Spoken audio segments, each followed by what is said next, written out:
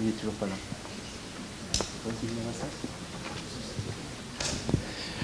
Bien, bonjour à toutes et à tous. Arnaud est malheureusement absent aujourd'hui. Il m'a demandé de le remplacer pour présenter Lucile Rutowski, qui va nous parler aujourd'hui de peigne de fréquence. Donc, je suis très heureux de présenter Lucile. Donc, Lucile a fait sa thèse à l'Institut Lumière Matière de Lyon, sous la direction de Jérôme Morville. Et elle a développé à cette occasion un outil extraordinaire qui s'appelle la spectroscopie par peigne de fréquence, qui va certainement révolutionner le monde de la spectroscopie à haute résolution. Après sa thèse, elle est partie un peu plus au nord, puisqu'elle a fait 3 ans de postdoc à Umeå, en Suède, tout au nord de la Suède, sous la direction d'Alexandra Foltinovic. Et là, elle a développé, elle a adapté la technique de spectroscopie par peigne de fréquence à l'interférométrie par transformée de Fourier. Là, elle va vous en parler mieux que moi. Après 3 années, elle est descendue se réchauffer un peu plus dans le sud de l'Europe, donc à Milan, où elle a continué à développer ces techniques pendant 1 année à l'Institut Polytechnique de Milan. Et puis enfin, en 2018, elle a réussi le concours de chargé de recherche CNRS et on a eu le plaisir de l'accueillir à l'Institut de physique de Rennes dans le département de physique moléculaire. Voilà, donc moi j'en dis pas plus. Donc Lucile, à toi de jouer. Et puis rendez-vous dans 45 minutes pour les questions. Bonjour à tous. Donc, déjà, je suis très heureuse d'avoir l'opportunité de vous expliquer un petit peu quels sont mes travaux de recherche et en quoi ça consiste et ce que je vais un petit peu faire à l'Institut de physique de Rennes, ce pourquoi j'ai été recrutée. Et l'idée, en fait, c'est comme Robert l'a dit, j'ai fait ma thèse et j'ai fait mon postdoc à développer des techniques qui sont des techniques de spectroscopie d'absorption dans l'infrarouge, qui sont vraiment basées sur un type spécifique de sources lumineuses qui sont les peignes de fréquence. Et donc je vais vous expliquer ce que c'est et je vais vous expliquer pourquoi je pense que c'est particulièrement intéressant dans le cadre d'études d'astrophysique de laboratoire, pourquoi ils sont particulièrement bien adaptés à ce genre d'études. Donc, commençons par la base. Quand on fait de l'absorption, de la spectroscopie d'absorption, on souhaite mesurer le spectre d'absorption d'un échantillon gazeux. Donc cet échantillon, il va comprendre des molécules dans des concentrations très diverses. Il va peut-être avoir plusieurs molécules ou pas, ça va vraiment dépendre. Et ce qui nous intéresse, c'est d'avoir une source lumineuse devant. Cette source lumineuse, elle peut prendre des formes très très variées. Ça peut être des lasers, comme ce que moi je fais, mais ça peut être aussi des lampes, une étoile même. Elle traverse l'échantillon. Cet échantillon, c'est des molécules.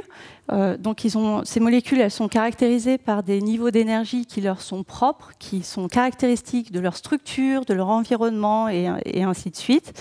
On peut vraiment penser aussi tout simplement à presque des ressorts mis ensemble et qui vont avoir différentes rigidités, différentes structures et qui du coup ne vont pas vibrer de la même manière.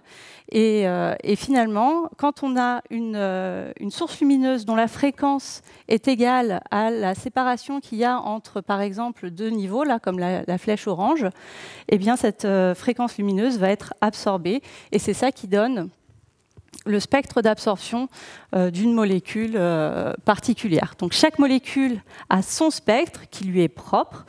Et c'est presque ce qu'on appelle une empreinte digitale pour chaque molécule. On peut vraiment les identifier et l'utiliser à la fois pour les quantifier, savoir aussi un petit peu plus sur leur environnement et ainsi de suite. Donc en sortie, quand la source lumineuse a traversé l'échantillon, on va avoir un spectre dont certaines fréquences vont avoir été absorbées un peu. Donc à certaines fréquences, du coup, l'intensité a été réduite. Et ce qu'il faut, c'est un spectromètre qui va être capable de mesurer ces variations d'intensité de la manière la plus fine possible, la plus précise possible. Et c'est là où le gros du travail se trouve. Donc pourquoi est-ce qu'on utilise la spectroscopie d'absorption de manière assez universel comme outil diagnostique? Eh bien, tout simplement parce que c'est une technique qui permet de ne pas trop affecter l'échantillon. On vient juste placer une cuve et on fait passer la lumière à travers, on ne l'affecte pas, on ne le change pas. Ça permet aussi de faire des outils qui vont être déplacés sur un volcan, dans un avion, pour faire des mesures in situ. Et c'est surtout un outil qui est, on va dire, quasi universel, qui permet de détecter un très très grand nombre de molécules dans une variété de conditions assez grandes aussi. Et ça permet tout simplement d'avoir une image précise et complète de ce qui se passe dans l'échantillon qu'on veut mesurer. Donc c'est appliqué dans plein d'endroits différents. Ça va des applications qui sont très très industrielles, en passant par du médical et des applications aussi très fondamentales. Par exemple, détecter des gaz polluants ou alors des gaz dangereux en toute petite quantité avant que ce soit un réel danger pour nous. Ça peut être optimiser des processus industriels pour simplement polluer moins, gagner de l'argent pour l'industriel aussi, en utilisant moins de produits. L'analyse des gaz expirés, c'est aussi quelque chose qui porte beaucoup d'espoir, on va dire, dans le sens où on serait peut-être capable un jour de détecter des maladies, au moins compléter le diagnostic de maladies en analysant les concentrations des gaz qui sont contenus dans nos poumons. Donc c'est beaucoup moins invasif que n'importe quelle prise de sang, par exemple.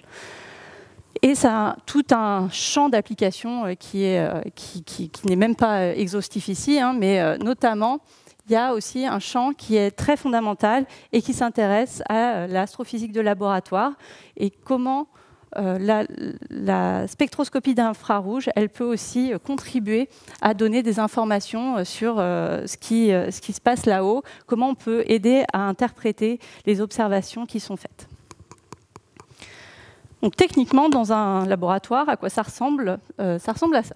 Quand on fait de la spectroscopie, on veut mesurer des spectres. Un spectre, c'est un graphe qui va avoir un axe d'intensité et un axe de fréquence. L'intensité, on la veut la plus précise possible. Pareil pour la fréquence. On va mesurer quelque chose donc, qui représente à la fois le spectre de la source lumineuse, c'est l'enveloppe que vous voyez. Et puis, le spectre en noir qui est celui mesuré, lui, il va avoir des petites chutes d'intensité qui sont les raies d'absorption qui nous intéressent. Donc là, dans cet exemple précisément, il y a le spectre de la vapeur d'eau et celui du dioxygène. En fait, c'est un spectre qui a été mesuré à l'air libre. Ce spectre, quand on veut l'analyser, l'outil fondamental, c'est la loi de Beer-Lambert. L'intensité transmise rapportée à l'intensité initiale de votre source lumineuse, eh bien, ça va être donné par l'exponentielle du coefficient d'absorption du ou des gaz que vous étudiez, multiplié par la longueur d'interaction entre la source lumineuse et le gaz d'intérêt. Et quand on fait ça, on fait attention à, en gros, 4 paramètres différents. Donc ça, c'est quand on développe les outils pour qu'ils soient le plus utiles possible aux autres scientifiques, eh bien, on va faire attention à couvrir la gamme spectrale la plus large possible. Ça permet de mesurer plusieurs espèces à la fois, plusieurs transitions, plusieurs raies d'absorption de la même espèce simultanément. Vous verrez plus tard que ça a aussi une importance. On veut une très haute résolution. Ça permet de distinguer deux transitions qui seraient très proches l'une de l'autre. L'idée, c'est qu'il ne faut pas que l'instrument affecte leur forme, et encore moins peut-être les fasse disparaître en une seule grosse raie d'absorption. On veut être sensible, c'est-à-dire qu'on veut pouvoir détecter des gaz, alors soit à l'état de trace, par exemple, quand c'est très dangereux, on ne veut pas en détecter beaucoup, mais aussi quand c'est dans des conditions un petit peu extrêmes de pression, de température, eh bien, on veut pouvoir être très précis dans la manière dont on les mesure. Et on veut évidemment aller le plus vite possible pour le faire, pour pouvoir avoir moins d'erreurs, pour pouvoir suivre des processus qui varient dans le temps. Donc ça, tout ça, vous pouvez vraiment penser de la même manière que quand on est dans un hall de gare et que tous les gens qui sont avec nous, autour de nous, c'est les molécules de l'échantillon et tous les gens autour de nous parlent. Eh bien, quand on est capable d'entendre toutes les différentes voix de tout le monde, ça veut dire qu'on couvre un spectre avec notre oreille qui est très grand. On est capable de détecter tout un tas de gens. Si on a une très bonne résolution, eh bien, on va être capable de distinguer toutes les voix de toutes les personnes autour de nous très très précisément, sans les confondre. Et quand on est sensible, eh bien, on va être capable d'entendre à la fois la personne qui crie à côté de nous et l'autre personne qui murmure juste à côté. Et évidemment, le temps d'acquisition, c'est le plus vite vous pouvez le faire, le meilleur vous êtes à ce travail. Donc évidemment, quand vous entendez quelqu'un qui parle, vous allez peut-être pouvoir même deviner un petit peu dans quel environnement il parle, à qui il parle. Mais ça veut dire que vous connaissez très bien sa voix au départ. Moi, par exemple, quand je fais cette présentation, je ne parle pas exactement de la même manière que quand je parle tous les jours. Et ça, pour les gens qui me connaissent, ça permet de savoir très exactement dans quel environnement je suis. Eh bien, pour une molécule, c'est pareil. Quand on mesure sa transition, sa raie d'absorption très très précisément, on peut deviner beaucoup de choses sur l'environnement qui l'entoure. Parce que, évidemment, cet environnement l'influence un petit peu. Donc la spectroscopie est, en général, peut être découpée un peu en deux parties. Celui qui s'intéresse vraiment à la spectroscopie fondamentale, celle-là, c'est celle qui veut connaître le plus de choses possibles sur l'objet molécule qu'on étudie. Donc c'est là où on veut connaître tous les paramètres de chaque raie d'absorption très précisément. Et ensuite, une fois que ça c'est fait, qu'on connaît très bien les caractéristiques de la molécule, on peut utiliser son spectre d'absorption pour pouvoir faire du diagnostic. C'est-à-dire qu'on vient utiliser ces outils pour autre chose, comme par exemple détecter les gaz expirés qui sont dans nos poumons. On veut retrouver leur concentration et on peut le faire uniquement parce qu'on connaît très bien le spectre d'absorption initial de ces molécules. Donc le coefficient d'absorption, il peut être défini comme ça. Donc en fait, ça c'est la densité totale. Je ne sais pas pourquoi il y a une lettre qui est remontée. Elle va dépendre de la température, de la pression. On a la concentration de l'espèce qui nous intéresse en particulier, l'espèce A. L'intensité de la raie d'absorption qu'on est en train de mesurer et c'est le profil de la raie d'absorption. Ça va être sa forme générale. Et tous ces paramètres sont importants et par contre, ils ne sont pas tous importants de la même manière selon qu'on veut faire de la spectroscopie fondamentale ou du diagnostic. Quand on veut faire de la spectroscopie fondamentale, alors il faut connaître nTOT, Ca, la température, la pression de la manière la plus précise possible. Et ce qui nous intéressera, du coup, c'est de mesurer l'intensité de la transition et son profil, alors qu'inversement, quand on veut faire du diagnostic, il faut que SIJ et Ki soient très, très bien connus pour que ce qu'on puisse retrouver à partir de ces spectres, c'est par exemple la température, la concentration de l'espèce et ainsi de suite. Donc, quand on veut optimiser nos systèmes, on veut avoir la couverture spectrale la plus grande possible, la meilleure résolution possible, et ainsi de suite. Donc ça, on veut tout en même temps. Et évidemment, tout en même temps, c'est toujours très compliqué. On a des techniques qui sont très, très douées pour faire l'un ou l'autre. C'est toujours difficile de trouver les deux, enfin de trouver même les quatre en même temps. Et c'est ça qui est le cœur en fait de mon domaine de recherche, de thèse et de postdoc, on va dire. Donc c'est vraiment un travail qui est à la fois très technique, parce qu'on va travailler beaucoup avec de l'optique pour optimiser au mieux les signaux qu'on a, réduire les sources de bruit, et ainsi de suite. Et en même temps, on va aussi aller assez loin dans les applications pour pouvoir finalement optimiser nos techniques en même temps qu'on mesure des choses qui sont de plus en plus compliquées. Donc, par exemple, pour augmenter la sensibilité. La sensibilité, c'est vraiment quel I sur I0 on va être capable de distinguer. Autrement dit, eh bien, si vous avez une mesure qui est très bruyante, peut-être une petite transition, une petite raie d'absorption, vous n'allez pas la voir. Donc déjà, on s'intéresse à réduire le bruit au maximum sur la détection, sur la source lumineuse au départ. Ensuite, il y a cette réduction d'intensité, elle est donnée par l'exponentielle de moins alpha L. Donc, autrement dit, si j'augmente alpha ou L, je vais augmenter le contraste de la raie d'absorption que je mesure. Donc augmenter alpha, ça va dire augmenter la concentration de l'espèce que je veux mesurer, ou alors aller travailler dans des domaines de fréquence où les raies d'absorption sont les plus intenses possibles. L'autre moyen, c'est d'augmenter la longueur d'interaction. Donc dans un cas le plus simple, on a une source lumineuse qui traverse directement une cellule simple passage et on vient détecter la lumière en transmission. Le cas un tout petit peu plus avancé, ça va être d'utiliser une cellule multipassage. Et donc pour ce faire, en fait, à la place de 2 fenêtres, on va avoir des miroirs et on va se débrouiller pour que la source lumineuse, le faisceau lumineux, y rebondisse plusieurs fois sur chacun des miroirs. Autrement dit, on va augmenter d'un facteur entier qui va être entre une dizaine et une centaine de passages à l'intérieur de l'échantillon qu'on veut analyser.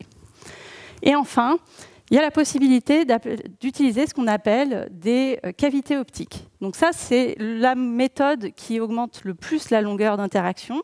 Et comment ça marche? Eh bien, en fait, c'est utiliser une cellule, sauf qu'à la place des fenêtres, on va remplacer par des miroirs qui ont une forme bien particulière et qui vont faire que la lumière issue de la source, finalement, va être transmise un tout petit peu par le premier miroir. C'est des miroirs qui sont assez hautement réfléchissants, mais une toute petite partie est transmise, va aller dans la cavité, être réfléchie par ce miroir, et ensuite réfléchie par celui-ci, et ainsi de suite. Et ça, un très grand nombre de fois, parce que les miroirs sont hautement réfléchissants. Donc ça permet vraiment d'obtenir une augmentation de la longueur d'interaction d'un facteur qui va aller de 100 à, je crois que pour les meilleures cavités, on atteint 1 million pour certaines fréquences bien précises. Et en fait, ensuite, en détectant la lumière transmise, on a vraiment une augmentation de sensibilité qui est significative. Alors évidemment, ce n'est pas aussi simple que de faire une mesure en passage direct, parce que qui dit qu'il y a réflexion parfaite de la lumière sur le miroir qui vient se recombiner sur elle-même, dit qu'il y a des interférences à l'intérieur de cette cavité. Et en réalité, seules certaines fréquences vont pouvoir être réellement piégées à l'intérieur de ces cavités. C'est celles qui vont parfaitement interférer constructivement à l'intérieur de la cavité. Autrement dit, quand le nombre de ventres est entier pour le champ optique qui est pris à l'intérieur. Ça veut dire, dans le domaine des fréquences, qu'en réalité, la cavité optique, elle va marcher comme un filtre. Certaines fréquences, qui sont les fréquences de résonance, eh bien, il va y avoir une parfaite interférence constructive à l'intérieur de la cavité et on va obtenir une longueur d'interaction très, très grande. Et pour toutes les autres, eh bien, en réalité, la cavité, elle filtre tout. Il y a interférence destructive et aucune lumière ne sera transmise. Ces résonances, elles sont définies par la longueur qui sépare les 2 miroirs de la cavité et leur largeur spectrale, elle va être définie par la longueur de la cavité et la réflectivité des miroirs qui sont utilisés. Donc ça, ces 2 paramètres, FSR et delta nu, ça permet de définir la finesse de la cavité. Et cette finesse, elle est directement proportionnelle à combien on a augmenté la longueur d'interaction entre les molécules et la lumière. Et ça peut prendre des valeurs qui vont faire plusieurs milliers sans aucun problème, de manière assez courante en réalité. Donc une fois qu'on a ces cavités, eh bien, on peut se poser la question de quelle source lumineuse utiliser pour venir faire de la spectroscopie à l'intérieur de cavités optiques. Et là, pendant très longtemps, il y avait le choix entre deux solutions un peu extrêmes, évidemment, c'est jamais, tout n'est pas noir ou blanc, mais deux extrêmes, c'était les lasers continus, donc une source lumineuse très bien définie en fréquence, très lumineuse, disons que la puissance lumineuse était vraiment dans un seul mode laser qui était très fin. Donc ça permet d'avoir une très haute résolution puisque la raie d'absorption, elle va être, par exemple, large comparée au mode laser. Et quand on vient scanner la fréquence de ce mode au travers de la transition moléculaire, on peut très bien la mesurer. Par contre, évidemment, cette pureté spectrale, elle a une contrepartie qui est que ce n'est pas si simple souvent de changer la fréquence de ces lasers continus sur une très grande gamme spectrale. Et que du coup, on va mesurer une ou deux raies d'absorption simultanément, mais guère plus. Par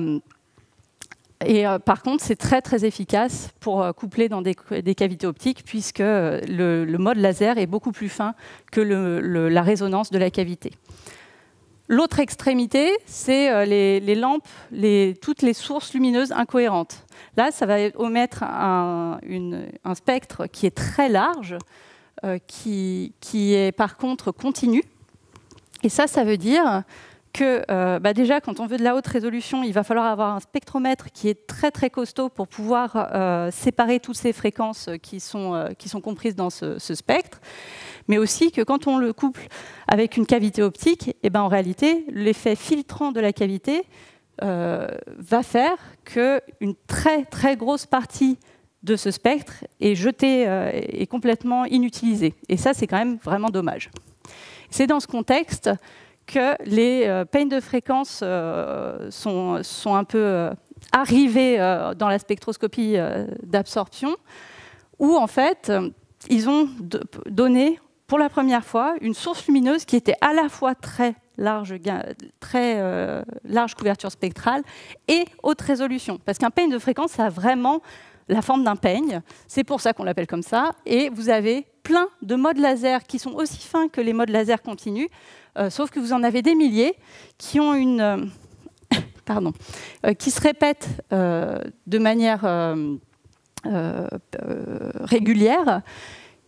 Vous en avez des milliers avec des relations de fréquence connues et aussi des relations d'intensité très, très bien définies. Et ça, cette découverte, l'utilisation de ces peignes de fréquence pour la spectroscopie, ça a valu en 2005 la moitié du prix Nobel partagé entre John Hall et Ted Hench, à la fois pour leur contribution d'une manière générale dans la spectroscopie de haute précision, mais aussi pour le développement de la technique à base de peigne de fréquence. Donc, qu'est-ce que c'est qu'un peigne de fréquence? C'est un laser pulsé. C'est un laser en fait, qui émet des impulsions qui vont avoir des durées de quelques femtosecondes, donc 10-15 secondes. C'est des lasers qui sont caractérisés par un fonctionnement en mode bloqué. Et ça, en fait, ce fonctionnement intrinsèque des lasers va faire que dans le domaine temporel, ils émettent des impulsions qui sont quasi identiques les unes par rapport aux autres. C'est-à-dire que si je prends deux impulsions successives, la seule différence qu'il va y avoir, c'est un très léger décalage de phase entre l'enveloppe de l'impulsion que vous voyez en pointillé et puis le champ optique, le champ électrique que vous voyez en rouge. Donc là, vous avez un décalage de taux CEP et là, vous allez avoir un décalage de 2 fois ça et la suivante 3 fois ce décalage et ainsi de suite. Ça, ce décalage va être lié à la dispersion qu'il y a à l'intérieur de la cavité optique du laser. Mais par contre, tout le reste est rigoureusement identique. Et quand on s'intéresse au spectre d'une telle émission dans le temps, eh bien, on obtient un spectre qui est large gain spectral. En fait, il est d'autant plus large que l'impulsion est courte dans le temps. Et il va être discrétisé aux harmoniques du taux de répétition de l'oscillateur laser. Donc là, vous avez une séparation entre les modes laser qui va être f-rep égale à 1 sur la période qui sépare deux impulsions successives. Et parce que cette période est extrêmement stable, on la connaît très très précisément, eh bien en réalité, ces modes laser vont être très très fins. Et on a aussi donc, ce décalage de phase. Lui, il va créer une fréquence d'offset. Donc, en fait, l'intégralité du peigne va pouvoir être translatée très légèrement dans l'espace des fréquences d'un offset qu'on peut contrôler aussi. Donc, là, le gros apport des peignes de fréquence, ce qui a fait que vraiment ils ont révolutionné la spectroscopie de précision, c'est que chacun de ces modes laser, il peut être défini comme il a une fréquence optique, nu-n, qui est égale à 1 entier, n, multipliant le taux de répétition frep, plus une fréquence d'offset. Et là où c'est très intéressant, c'est que cet entier n, c'est le laser qui le crée, c'est dû au fonctionnement intrinsèque du laser. Il vaut entre 10 puissance 4 et 10 puissance 6, donc c'est important comme valeur. Et il fait le lien direct entre la fréquence optique nu-n et la radiofréquence frep. Cette radiofréquence frep, eh bien, on peut très facilement la mesurer, la contrôler. En réalité, c'est juste la distance. En fait, un laser, il y a une cavité optique dedans. Et si on augmente un tout petit peu la taille de cette cavité optique ou on la réduit, eh bien, on va modifier ce taux de répétition.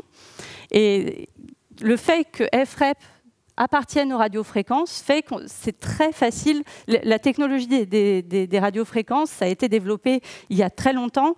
On la connaît, on est capable de faire des mesures de très haute précision, surtout dans cette gamme de fréquences. Donc on bénéficie de tout un travail qui a été fait auparavant directement pour stabiliser une fréquence optique, ce qui auparavant n'était pas si simple à faire. Et c'est là où en fait, on peut mesurer un peu la révolution que ça a été pour la spectroscopie de précision. Là, vous voyez en fait c'est un schéma expérimental d'une expérience qui, en partant d'une référence radiofréquence, donc une horloge atomique, multipliait étape par étape cette fréquence pour aller petit à petit vers le domaine des fréquences optiques. Donc en fait, l'idée, c'est vraiment, on commençait avec une référence donc là, c'est un crystal oscillator, c'est juste une horloge atomique. Et en la multipliant petit à petit et en la restabilisant à diverses étapes, eh bien, on arrivait à aller petit à petit jusqu'au spectre optique, là où on voulait faire la mesure de spectroscopie. Donc là, vous voyez que c'est très compliqué. Là, vous voyez une photo d'une expérience similaire. Là, c'était fait en Allemagne. Ici, c'est aux États-Unis. Mais c'est exactement le même genre d'idée. Là, vous avez même les scientifiques, dans le fond, qui vous donnent un peu une idée de l'échelle de ce genre d'expérience. C'est des montages qui sont très importants. Ça prend un laboratoire entier à aligner. C'est vraiment pas facile. Ça coûte cher. Il faut garder la pression, la température à peu près constante dans toute cette expérience. C'était vraiment des expériences qui étaient réservées à quelques laboratoires de métrologie par le monde. Donc c'était un challenge d'aller faire une mesure très très précise dans le domaine optique. Et tout d'un coup, eh ben, on a un laser qui prend la référence atomique et puis une fois que c'est stabilisé, il va directement dans le domaine optique. Comparé à ce que vous avez vu avant, c'est un système qui est tout petit. Il fait 2 fois la taille peut-être de ce pupitre en tout. Il tient très facilement dans n'importe quel laboratoire. C'est très peu cher comparé à ce qu'il y avait avant. Donc évidemment, c'est là où tout d'un coup, les mesures de précision en spectroscopie sont devenues possibles quasiment partout dans le monde grâce à ces lasers. Donc, quand on fait la spectroscopie en utilisant les peignes de fréquence directes comme source directe d'analyse des molécules, donc on prend notre spectre, c'est un peigne de fréquence, on le couple à l'intérieur d'une cavité optique pour avoir plein de sensibilité et on l'analyse avec un système de détection qui, lui, est pas si simple forcément à mettre en place. Et finalement, il y a plusieurs approches qui ont été développées. Par exemple, le vernier, c'est celle que j'ai beaucoup travaillé dessus pendant ma thèse. La transformée de Fourier, j'ai beaucoup travaillé dessus pendant mon postdoc. Il y en a d'autres qui existent et chacune, en fait, vous offre une sorte de compromis entre les 4 paramètres dont je vous ai parlé avant. La couverture spectrale, la résolution, le temps d'acquisition et ainsi de suite. Donc, pour les sources infrarouges qui sont disponibles, celles qui sont facilement qui s'achètent, elles s'émettent dans le proche infrarouge. Donc là, c'est vers 800 nanomètres, 1064 nanomètres et 1500 nanomètres. Quand on veut aller vers l'infrarouge, vers le moyen infrarouge, pardon, là où les transitions des molécules sont un petit peu plus intenses, eh ben, ce n'est pas si simple parce qu'il n'y a que quelques sources directes qui y vont. Et en général, il faut faire une conversion non linéaire de sources qui émettent à des longueurs d'onde plus petites pour aller, en gros, prendre une source qui émet à, par exemple, 1000 nanomètres pour aller vers 5000 ou 3000 nanomètres, ainsi de suite. Mais ça, par contre, quand c'est fait, ça permet vraiment d'augmenter les coefficients d'absorption qu'on mesure. Donc, c'est aussi très intéressant pour être sensible. Donc, il y a aussi quelques autres approches qui existent, mais qui, elles, sont encore au stade de développement, mais qui dans le futur, pourraient être très, très intéressantes aussi. Donc, une fois qu'on a notre source, on veut la coupler à l'intérieur d'une cavité. Dans le domaine temporel, il ne faut pas oublier qu'on a des impulsions. Donc en fait, quand on fait cet accord entre la cavité et le peigne, eh bien, en réalité, on va ajuster la longueur qui sépare les deux miroirs de la cavité pour que les impulsions qui entrent successivement dans la cavité se superposent parfaitement les unes sur les autres et que du coup, la lumière soit piégée à l'intérieur de la cavité. Dans le domaine des fréquences, on peut voir ça exactement comme faire égaliser les fréquences optiques du laser avec les modes de résonance de la cavité. Autrement dit, l'intervalle spectral libre de la cavité, la séparation entre deux modes, on la rend égale au taux de répétition et on fait pareil pour les deux fréquences d'offset de la cavité et du laser. Donc ça, par contre, il y a une toute petite chose où il faudra faire attention, c'est qu'une fois que c'est fait, bon, c'est très bien. On a la lumière qui est piégée dans la cavité, mais en réalité, le laser, la cavité, par exemple, la longueur de la cavité, elle ne va jamais rester totalement constante. Vous avez des vibrations de partout, ne serait-ce que quand il y a quelqu'un qui parle à côté d'une cavité optique, c'est tellement sensible cet accord qu'en réalité, juste les vibrations acoustique liée au fait que vous parlez, eh bien, ça va faire que les résonances vont bouger un petit peu comparé à votre spectre laser. Et ça, vu que la résonance d'une cavité, c'est comme un filtre en fréquence, eh bien, si vous avez un petit peu de bruit en fréquence, ça va faire beaucoup de bruit en intensité. Donc, il y a un petit peu de travail d'électronique qui est fait aussi pour rendre cet accord parfait dans le temps, c'est-à-dire qu'il soit le plus stable possible. Et puis, il faudra toujours garder à l'esprit qu'il y aura toujours un petit peu de bruit en intensité qui va rester à cause de la cavité. Donc, dans ce contexte, le spectromètre à transformé de Fourier, donc c'est un interféromètre de Michelson. La source lumineuse, elle arrive, on la sépare en deux bras différents qui vont être scannés l'un par rapport à l'autre. Et quand on recombine ces deux bras de l'interféromètre, ils interfèrent ensemble et ça va donner un interférogramme. Pour calibrer le déplacement d'un des miroirs, on a aussi un laser de référence, typiquement c'est un hélium-néon, dont on mesure aussi l'interférogramme, qui va être un sinus, pour savoir exactement de combien on a déplacé le miroir. Donc, quand on fait une mesure avec ce genre d'outils, c'est ce qui est appelé les FTIR dans beaucoup de laboratoires, donc c'est Fourier Transform in Infrared. Vous avez la résolution du spectromètre qui va être donnée par l'inverse de la différence de marge que vous avez scannée. Donc, plus vous allez loin avec votre miroir comparé à celui-là, plus vous allez avoir une résolution qui est importante. Si vous avez une résolution qui est suffisante, eh bien, vous allez avoir un joli spectre bien défini.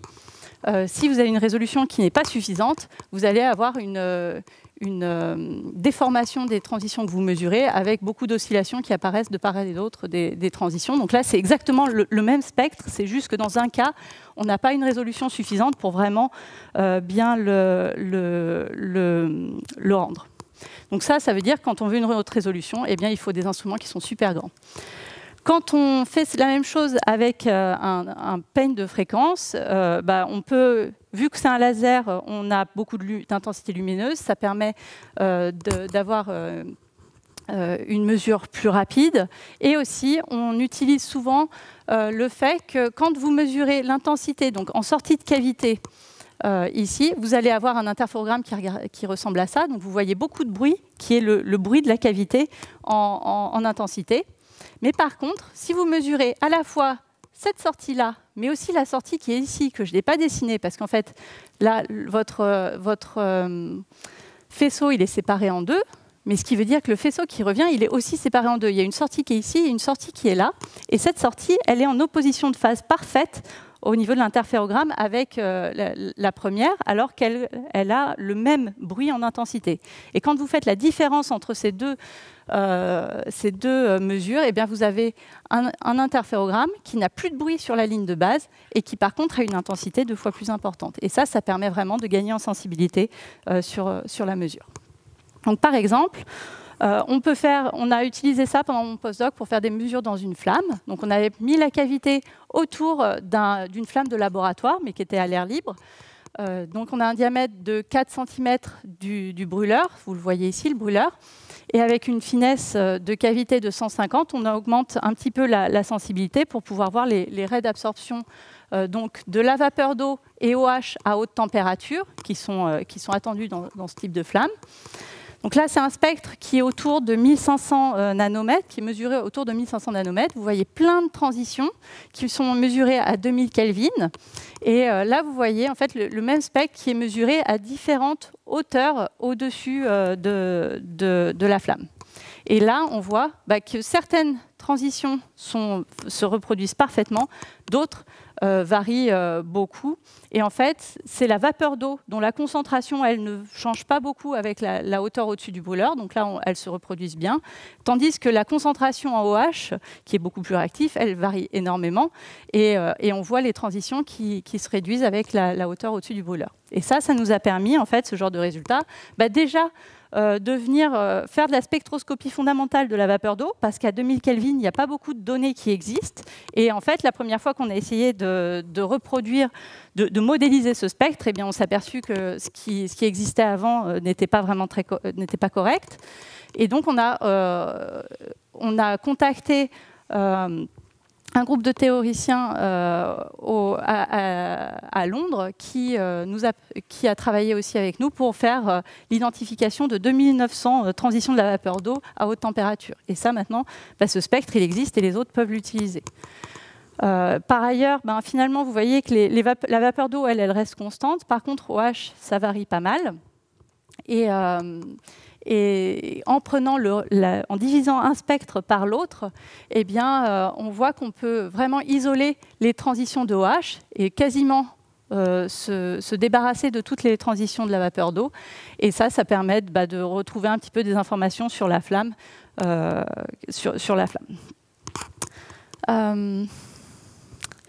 Donc, à ce point, il y a une chose qui est intéressante avec ce type d'instrument, c'est qu'on peut aller vers une très haute résolution en utilisant des instruments compacts. Donc l'idée des peignes de fréquence, c'est que vous avez des impulsions qui sont quasi identiques à l'entrée, ce qui veut dire qu'en sortie, vous allez avoir un interférogramme qui va avoir des flashs répétitifs aussi, puisque vous allez d'abord avoir l'interférence de cette impulsion avec elle-même, puis cette impulsion divisée en deux avec l'autre moitié de celle-ci, et ainsi de suite.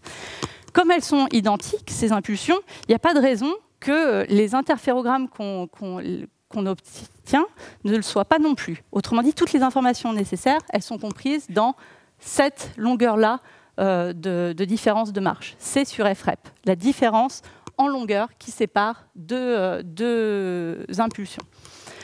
Ça, dans les domaines des fréquences, on peut le comprendre comme vous avez les modes du peigne de fréquence qui sont en noir, et vous avez un mode seulement qui est absorbé par une transition, donc elle est très fine. Les modes du peigne de fréquence sont séparés par le taux de répétition, et si vous faites une mesure avec votre transformé de Fourier qui a exactement une différence de marche égale à C sur FREP, ça veut dire que sa résolution spectrale, elle est exactement égale à FREP. Et ça veut dire que la fonction de l'instrument, qui est un sinus cardinal, eh bien, elle a des passages par zéro qui correspondent exactement aux positions des modes du peigne qui sont à côté. Quand on fait la somme de ces fonctions d'appareil qui existent, donc là c'est dessiné que pour le mode central, mais vous avez la même ici, et ainsi de suite. Si vous faites la somme de toutes ces fonctions d'appareil, eh bien vous trouvez cette intensité-là. Donc vous retrouvez un petit peu le côté oscillant autour de la transition qui est trop fine comparée à la résolution. Mais si vous venez échantillonner exactement les positions des modes du peigne, eh bien, vous ne voyez pas du tout ces oscillations. Vous avez un fond plat, une ligne de base qui est complètement plate, et juste le point qui est absorbé, que vous mesurez très précisément. Et ça, évidemment, une fois que vous avez ce spectre, vous avez une information, un point dans votre transition. Ce n'est pas suffisant pour vraiment mesurer le profil de l'arrêt d'absorption. Du coup, ensuite, on vient scanner le taux de répétition ou la fréquence d'offset du peigne pour venir faire la même mesure avec une position du peigne un petit peu différente. Et ça, ce qui est vraiment important avec cette technique, c'est que du coup, la résolution, elle n'est plus du tout limitée par la longueur de votre spectromètre à transformer de Fourier. Elle est uniquement limitée par la largeur des modes du peigne, et ça va être très très haut. 1 MHz, en fait, ce serait l'équivalent d'une transformée de Fourier qui ferait des kilomètres. L'échelle de fréquence, elle est très précise, elle est aussi connue grâce aux positions des modes du peigne, donc on la connaît très très bien. La séparation entre deux points successifs, ça c'est vous qui décidez combien c'est, parce que si vous avez besoin de moins de points dans votre transition, eh bien vous faites des pas plus grands sur FREP ou FCO, et ça, du coup ça permet d'avoir une mesure très précise tout en gardant un instrument qui est très petit, qui va faire quelques dizaines de centimètres au lieu d'avoir les 5 mètres et ainsi de suite. Du coup, en utilisant ce genre de technique, eh bien ça permet d'aller vers des conditions d'expérience qui sont un peu plus extrêmes que juste aller faire des mesures à l'air ambiant. Par exemple, ça permet d'aller à basse température et à basse pression. Et du coup, c'est très intéressant d'utiliser ce genre de technique pour aller faire des études d'astrophysique de laboratoire. Et donc là, je vais passer quelques diapositives pour atteindre directement mon projet de recherche ici à l'IPR.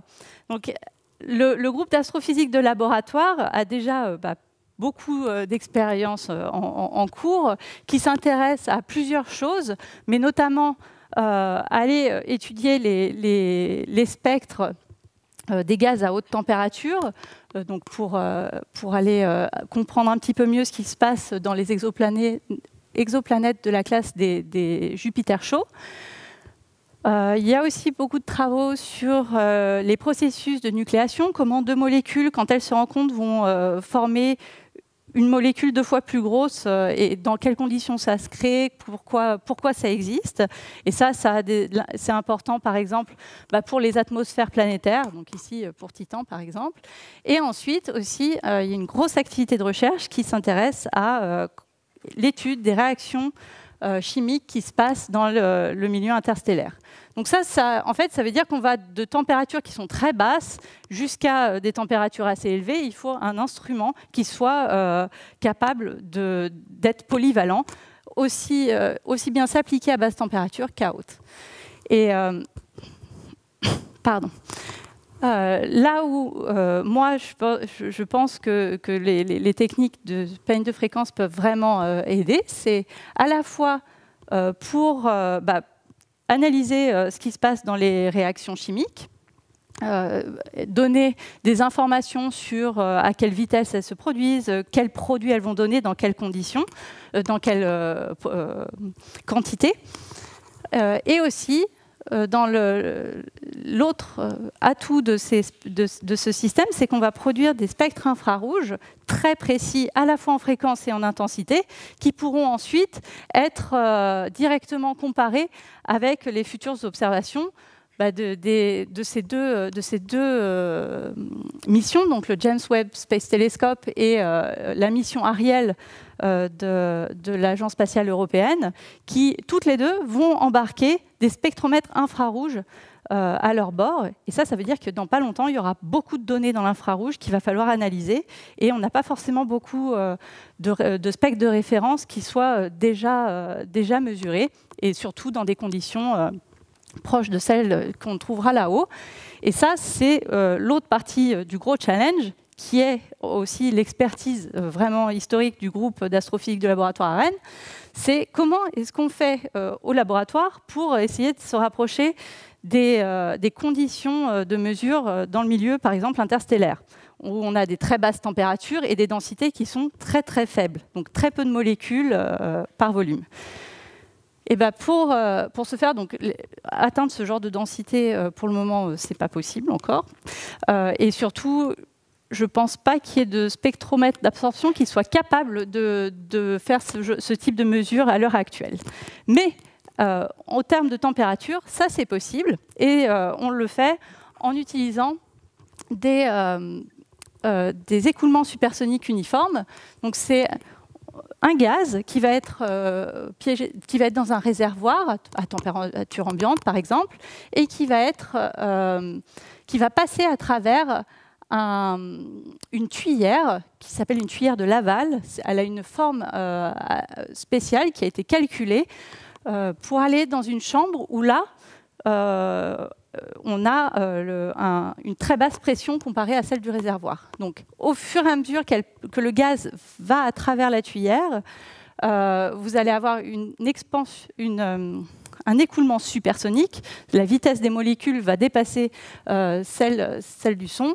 Et dans le processus, les molécules vont se refroidir à des températures qui vont aller de 10 à 100 Kelvin selon les conditions initiales qu'il y avait dans le réservoir, la pression qu'il y a dans la chambre de l'écoulement et aussi la forme de cette tuyère de Laval. Donc là, vous voyez au laboratoire à quoi ça ressemble. L'écoulement, en fait, il est dans ce caisson-là. Et évidemment, je vous ai dit ici que c'était une chambre avec une très basse pression. Ça veut dire qu'il y a des pompes qui ont une taille non négligeable à l'intérieur du laboratoire. Et un des défis expérimentaux qu'il va y avoir, ça va être de venir placer une cavité optique de part et d'autre de ces chambres qui sont assez imposantes et qui sont connectées surtout là, via ce gros tube-là, à ce type de pompe. Et quand on démarre ces pompes, on les entend assez fortement. Donc, il va y avoir des vibrations et il va falloir trouver des moyens pour les contrecarrer et faire en sorte que la longueur de la cavité, elle, reste parfaitement stable. Et voilà, donc ça c'est ce qui va être fait dans les années futures ici. L'idée c'est d'avoir un peigne de fréquence, une cavité autour de l'écoulement supersonique uniforme et un spectromètre ensuite pour venir analyser les spectres qu'on mesure. Et en conclusion, la chose à retenir, c'est que la spectroscopie par peigne de fréquence, ça permet d'avoir des spectres qui sont à la fois très bien définis sur l'axe des intensités et sur l'axe des fréquences. C'est une technique qui vous donne directement accès au spectre d'absorption sans avoir à prendre en compte une déformation des raies d'absorption par l'instrument que vous utilisez. Et ça peut être appliqué donc à plein de choses différentes. Évidemment, il y en a eu plein de laboratoires en fait ont trouvé leur cheval de bataille, on va dire. Et celui ici, ça va être d'appliquer ces techniques à l'astrophysique de laboratoire.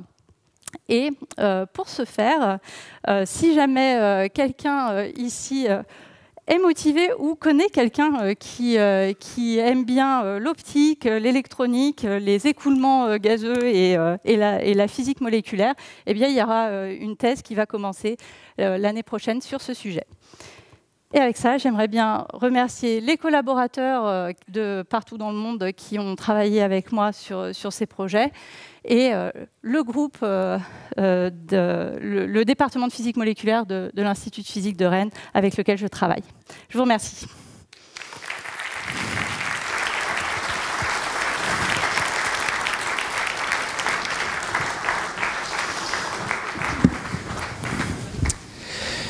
Bien, donc Lucille peut répondre à quelques questions, s'il y en a dans l'assistance. Soyez pas timide.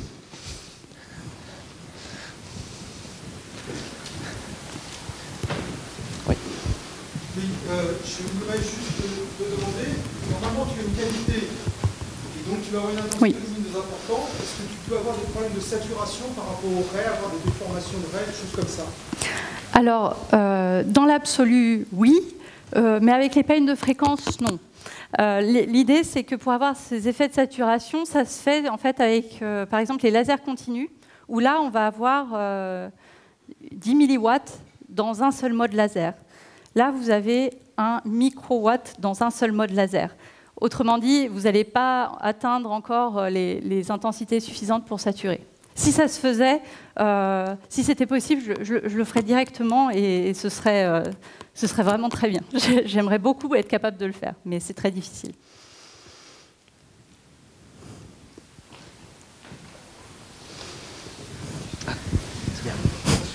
Oui, tu as aussi montré que donc, tu pouvais arriver à asservir donc, ta cavité de référence et ainsi que ton Michelson sur le taux de répétition de ton laser, mais le taux de répétition de ton laser ainsi que ta fréquence d'offset, tu as quand même besoin de les asservir sur une référence. Et c'est quoi la référence?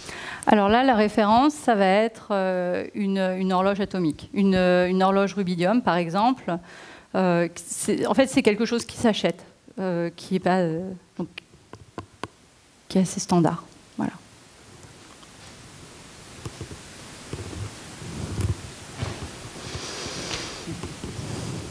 Oui, Olivier. Moi, merci pour ta présentation sur laquelle j'ai appris beaucoup de choses.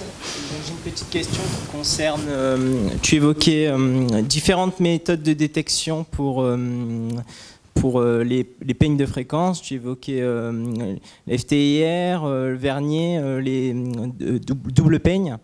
Et donc, tu as beaucoup parlé de ce qui concerne les interféromètres de Michelson, mais en quelques mots, est-ce que tu pourrais discuter des avantages et des inconvénients aussi des autres méthodes de détection? Alors, vaste sujet. Donc, l'approche par transformée de Fourier, une des choses qui est un de ces autres avantages que je n'ai pas trop mentionné, par exemple, c'est qu'on mesure l'intégralité du spectre en même temps. Toutes les fréquences sont mesurées ensemble. Dans le cas, par exemple, de l'approche Vernier, ce n'est pas le cas. Dans l'approche Vernier, on utilise la cavité qu'on va légèrement désaccorder par rapport au peigne pour en fait filtrer le spectre du peigne. Et ça, en fait, on perd le côté parallèle de la mesure, par exemple. Donc tous les modes du peigne ne sont pas mesurés simultanément. Ça veut dire que la mesure potentiellement est un peu plus longue. Vous allez avoir dans ce cas-là une fonction d'appareil assez compliquée à prendre en compte pour l'analyse des spectres, et ainsi de suite. Pour l'approche VIPA, qu'on peut voir comme un super réseau de dispersion. C'est juste un réseau avec un très fort pouvoir de dispersion, au point qu'on peut séparer les modes laser les uns des autres. C'est une approche qui est très puissante, mais qui, du coup, nécessite une détection à 2 dimensions, donc une caméra pour détecter tous les modes du peigne qui ont été séparés spatialement. Et ça, une caméra, c'est très cher dans certaines zones spectrales, comme par exemple le moyen infrarouge, mais aussi ça a sa propre réponse. Il va falloir faire beaucoup de traitements d'image afin de retrouver le spectre qu'on souhaite. Pour l'approche dual-combe, très honnêtement, c'est la même chose que la transformée de Fourier mécanique. La seule chose qui est différente, c'est que ça permet d'aller beaucoup plus vite. Par contre, en allant beaucoup plus vite, eh bien, on va réduire la gamme spectrale qu'on peut mesurer. Donc c'est toujours les mêmes. Il faut choisir un petit peu quelle est la qualité que l'on veut absolument dans notre spectromètre et choisir la technique qui sera la plus optimale pour ça. Moi j'ai une question. Quels sont les temps limites d'acquisition que l'on peut atteindre avec cette méthode? Laquelle? Les peignes de fréquence, tu peux mesurer à des temps... Alors, tu dis c'est rapide comment? Alors là, ça dépend, ça peut être rapide. En fait, l'approche à double peigne, par exemple, fondamentalement, rien ne l'empêche de marcher à la microseconde, par exemple. Rien ne l'empêche. C'est juste que, par contre, on va mesurer 50 modes laser. Donc la couverture spectrale va être hyper réduite. L'approche avec la transformée de Fourier, si on la combine avec l'approche transformée de Fourier résolue en temps qui a déjà été faite avec les FTIR, eh bien, pourvu qu'on ait un événement répétitif, donc par exemple une réaction chimique qu'on va initier avec, par exemple, je sais pas, en ajoutant un réactant à un instant bien défini, eh bien, en fait, virtuellement, toutes les résolutions temporelles sont possibles. Vous pouvez mesurer quelque chose qui va être avec 1 microseconde de résolution temporelle, mais par contre, la mesure totale, elle, en réalité, va prendre beaucoup plus longtemps. Donc c'est toujours pareil. Il faut choisir ce qu'on préfère. Et il y a vraiment deux choses différentes. C'est qu'est-ce qui se passe, par exemple, dans une flamme, où là, il y a des choses qui peuvent varier, des concentrations d'espèces qui peuvent varier très vite, mais qui ne sont pas sans avoir de t égale 0, on va dire. On n'a aucun repère, on n'a pas un trigger qui nous dit quand la variation commence. Et une réaction chimique où là, ça peut aussi varier très rapidement, les concentrations, mais par contre, on sait que la réaction va recommencer toutes les millisecondes, toutes les 10 millisecondes, par exemple.